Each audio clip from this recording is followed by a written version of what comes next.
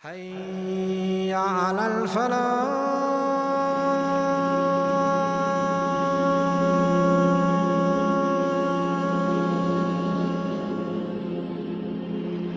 So Uthman radiallahu anhu, when he refuted them and he responded to that which they had mentioned very calmly, they still didn't listen to him. And after he had left, we said that he had went to Al-Kufa and Al-Basra and he had confronted them there, and then he went back to Medina. As we mentioned, that they had agreed that the 35th year after the hijrah of the Prophet ﷺ would be the year that they would implement their plan and they would head towards Medina. They used the cover of the season of Hajj, and because the time of Hajj also was a time in which a lot of the major companions had left Medina, where everyone is traveling, everyone is leaving their cities heading towards Mecca. So they used that cover and they reached to Medina to attack Uthman in Medina with the intention of one of two things: either he gives up the Khilafah or he faces the sword. They decided that they would come and they would approach Medina from three different regions. One group would come from Egypt, where Abdullah bin Saba was. One group would come from Al-Kufa. One group would come from Al-Basra. So they wouldn't come all from the same region, so that not to cause much attention towards them. And they left at the time of Hajj with the Hujjaj, disguising themselves in the caravans that are heading towards Mecca or heading towards Medina, and then from Medina to Mecca, disguise themselves amongst them that they are going to perform Hajj, so that they won't rise or no flags will be raised against them. And in Shawwal, the 35th year after the hijrah of the Prophet ﷺ, they had reached the outskirts of Medina. Now they came from Egypt in four groups. Each group had a leader, and then that group had a leader itself. So there was one main leader and there was four leaders that were under them. Each one had a number of men with them. So they were very organized. The four leaders that came from Egypt, amongst them, all of them, is Abdullah bin Saba. He's amongst them. But there was four leaders. Abdullah bin Saba, what he did, he took himself out of the position of leadership, and he's like the spiritual guide. So there was four leaders that came from Egypt: Abdurrahman ibn Udays al-Balawi, Kinan ibn Bishr al-Tajibi, Sakhudan ibn Himran al-Sakuni, and Qutayra ibn Fallan al-Sakuni. And their Amir of those four was Al-Ghafiqi ibn Harb al-Akki. Remember that name, Al-Ghafiqi ibn Harb al-Akki. He was the leader of the group that came from Egypt, and they were 1,000. From Al-Kufa there was also 1,000 men. Their leaders were Zayd ibn Sawhan al-Abdi al-Ashtar al-Nakha'i, whose name we've mentioned before. He was one of the ones who was sent to Muawiyah and then sent to Abdurrahman ibn Khalid ibn al-Walid. Al-Ashtar al-Nakha'i, Ziyad ibn al-Nadir al-Harithi, Abdullah ibn al-Asam, and their Amir was Amr ibn al-Asam. From Al-Basra there was also 1,000 men. They had four leaders, whom were Hakim ibn Jabala al-Abdi, the one we mentioned. When Abdullah ibn Saba he came to Al-Basra, he stayed in his house. He was known to be a thief, to be a troublemaker, to be someone who was under house arrest. And then the governor of Al-Basra, when he found out about them, he kicked Abdullah ibn Saba out of Al-Basra.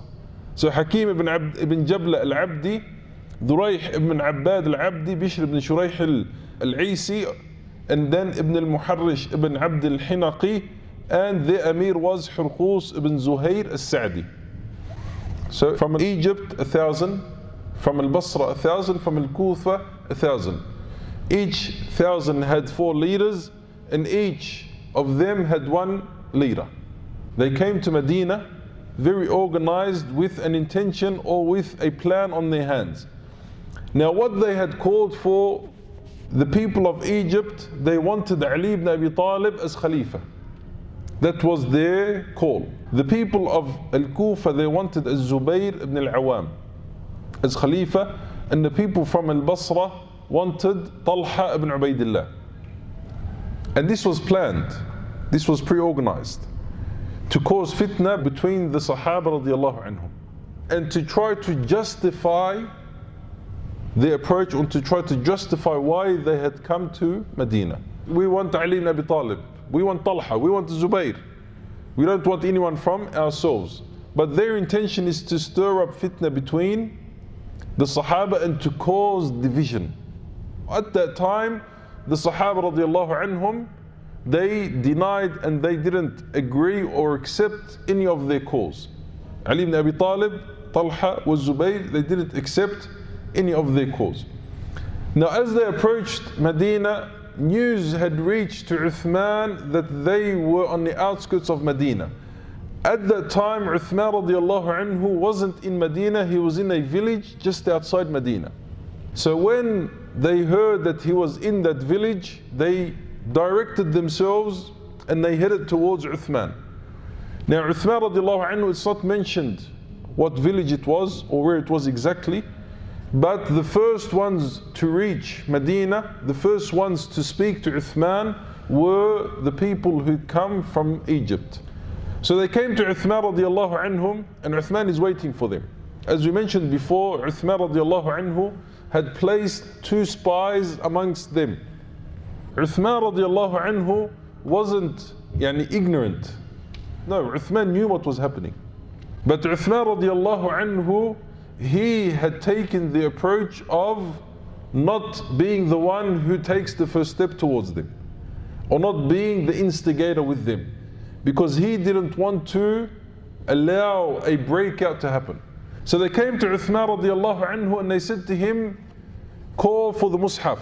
They said, open to the 7th surah, is Surah Yunus. So he opened the surah radiallahu anhu and he read until he reached the verse, قُلْ أَرَأَيْتُمْ مَا أَنزَلَ اللَّهُ لَكُم مِّن رِزْقٍ فَجَعَلْتُم مِّنْهُ حَرَامًا وَحَلَالًا قُلْ اللَّهُ أَذِنَ لَكُمْ أَمْ عَلَى اللَّهِ تَفْتَرُونَ. Uthman recited, because Uthman knew that these weren't the heads. He knew that these people can be changed. And then they tell him to stop at that verse. Here they're trying to bring a point forward to Uthman. Allah subhanahu wa ta'ala has given you certain things and you're making halal and haram from your own mind. This is what they're accusing Uthman radiallahu anhu with. They said, what do you think about the land that you set aside for grazing? Ardul Hima. Has Allah permitted you to do so, or do you invent a lie against Allah? They're trying to debate with Uthman radiallahu anhu. He said, I will tell you, this verse was revealed concerning such and such. And this verse that you're reciting has nothing to do with what you are bringing forward. This verse was revealed concerning a totally different issue. He said, you expanded that land and you put your own camels there. Look how dirty that accusation is. And they're accusing Uthman radiallahu anhu of stealing from the Muslimin. They did not say anymore, and then they started to bring other verses.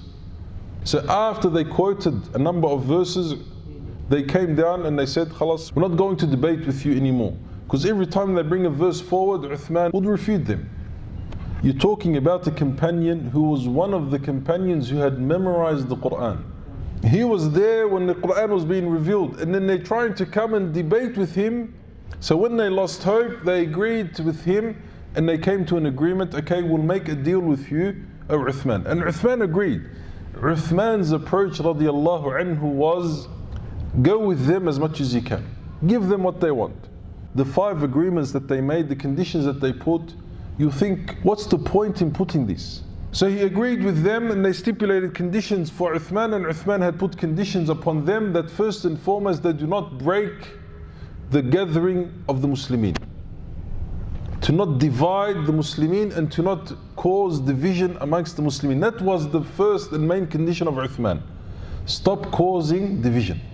So Uthman radiallahu anhu, after this initial agreement, Uthman radiallahu anhu, he sent Ali ibn Abi Talib to put forward these conditions. And they agreed on the following. The first is that the one who was banished could return to Medina, or the one that was banished from his region could return to his region. Meaning the one that was in Al-Basra and was banished from Al-Basra could return. Uthman, he agreed. He said the one who was deprived from a stipend would be given to him. And Uthman radiallahu anhu, he agreed to it. They said the fay would be shared out. Al-fay is that booty of war that is obtained without any fighting. Al-ghanima is when there's fighting. When there's a clash between the two, it's called ghanima.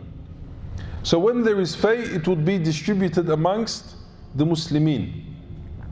He said that he would be fair in dividing the spoils. They're telling Uthman to be fair. All of these that are mentioned, they're like shots to Uthman. And what you were doing before, you were breaking these conditions. And Uthman wasn't being fair, Uthman wasn't dividing the fay, Uthman wasn't doing this, and Uthman is agreeing. Ali ibn Abi Talib was sent with instructions to agree with them. Khalas, go along with them with what they want. He would employ people of honesty and ability. And this is as well another strike at Uthman. And as if Uthman radiallahu anhu was employing people who were what? Dishonest, didn't have the ability. He was employing them just for the fact that they were either close to him in relation or for the fact that he wanted to employ them there. And this was documented, and it also was stipulated that Ibn Amr would return as governor of Al-Basra, and Abu Musa al-Ash'ari would remain governor of Al-Kufa. This is what they requested, and it was documented and it was agreed upon between them. And then after this document was done, the people who had come from the different regions, they left. Khalas, what they wanted or what they thought was happening wrongly and what they asked for from Uthman gave it to them. So now there's no reason for them to stay. As we said, those who were following are different to those who were leading. Imagine, and first you're talking to Uthman, the man whom Nabi sallallahu alayhi wasallam gave him the glad tidings of Jannah, the one who Nabi sallallahu alayhi wasallam married him to two of his daughters on separate occasions, of course. He's from the companions that the Nabi sallallahu alayhi wasallam, he passed away and he was pleased with Uthman. And yet they are coming and they are what? Debating with him. Not only that, and then with Ali radiallahu anhu. They're talking to men who witnessed the revelation to the Prophet sallallahu alaihi wasallam. So after they had agreed with Ali radiallahu anhu, they left. They were content with what they agreed upon. That's what they wanted. When this happened, the people of fitna, the heads that were there, they realized that their plan was starting to fail. They didn't expect Uthman, especially, to go along with them and to agree with them to the extent that they did. So they have to come up with a new plan to reignite the fitna. We can't just let it go. We've been plotting and planning. As I mentioned before, this is not something that happened day and night. A 6-year plan from the 30th after the Hijrah, end of the 35th in Shawwal, the plotting and planning was happening. So we can't just let all that plotting and planning go to loss. If we don't take this opportunity now, it's never going to happen again. The Hujjaj are going to Mecca. A lot of the inhabitants of Medina are going to Mecca. Uthman didn't allow for any of the armies to be deployed in Medina. He refused the request of Muawiyah radiallahu anhu to send him an army. There is no other time better than this. This is when we need to strike, and this is when we need to implement our plan. So they came up with a plan to stir and reignite the fitna. What they had done previously, they had forged letters of Sahaba, meaning that they would send letters to different provinces, to different regions, forged upon the Sahaba radiallahu anhum. Aisha, Talha, Zubayr, Ali, and the different companions, they would forge letters in their names, talking about Uthman and talking about the Khilafah and talking about Kada, and all of this is lies. So what they did, as the group from Egypt is returning home, and why did they choose the group from Egypt? Because they were the first ones to meet Uthman. So they forged a letter with the seal of Khilafah, with the seal of Uthman, and they sent a rider to go towards the people who were going back to Egypt. And what this rider was doing was, he'd approach them, then he'd go back. He'd come near them, then he'd go back. The group that are going to Egypt, they don't know what's happening. He's teasing them. And then when he came and approached, they caught him. When they searched him, they found a letter. They found a letter on him with the seal of Khilafah. He said, "Who are you?" He said, "I am the messenger of the Khalifa going to the governor of Egypt." It was a letter, they opened it, was a letter from Amir al-Mu'mineen Uthman to the governor of Egypt. When these men, or when those who come from Medina arrive in Egypt,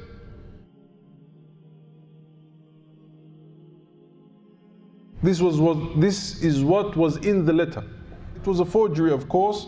Now when they opened that letter, and that was the content of the letter, they returned to Medina, followed straight away by the people of Al-Kufa and Al-Basra, coming in and asking, why was that letter sent?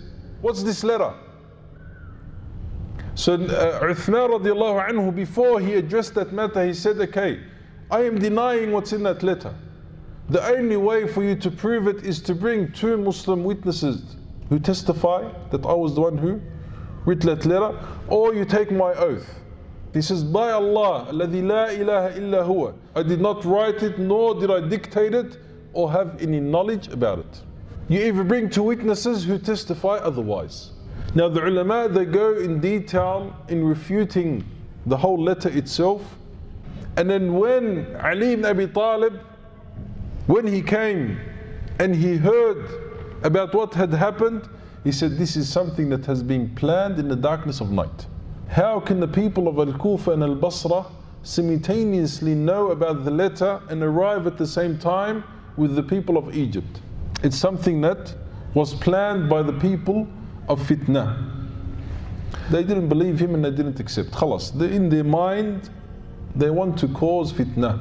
Time after time, Uthman has spoken to them, Ali has spoken to them, Sahaba have spoken to them. They're not able to understand anything that's taking place. So when they entered into Medina, there's no sound and detailed narrations of the exact moment that they took Medina by siege, and that they surrounded Medina and they took control of Medina. But some of the narrations narrate that Uthman radiallahu anhu was addressing the people one day, and a man called A'yun, he would stand up, he interrupted him saying, "Oh Na'thil," which was a form of disrespect towards Uthman. That's what they used to call him, making fun and mockery and disrespecting Uthman in the masjid. They said, "Oh Na'thil, you have changed." Uthman said, "Who is this?" Keeping in mind, Uthman here was in his 80s. He's 83 years old. So he says, "Who is this?" They said, "It is A'yun." He said, "Rather you have changed, O slave." The people, they jumped onto him and they started to beat him. He's addressing the Amir al-Mu'mineen in that way, until a man from Bani Layth took him to his house. And then it is mentioned after this that the rebels, they came and they took over Medina.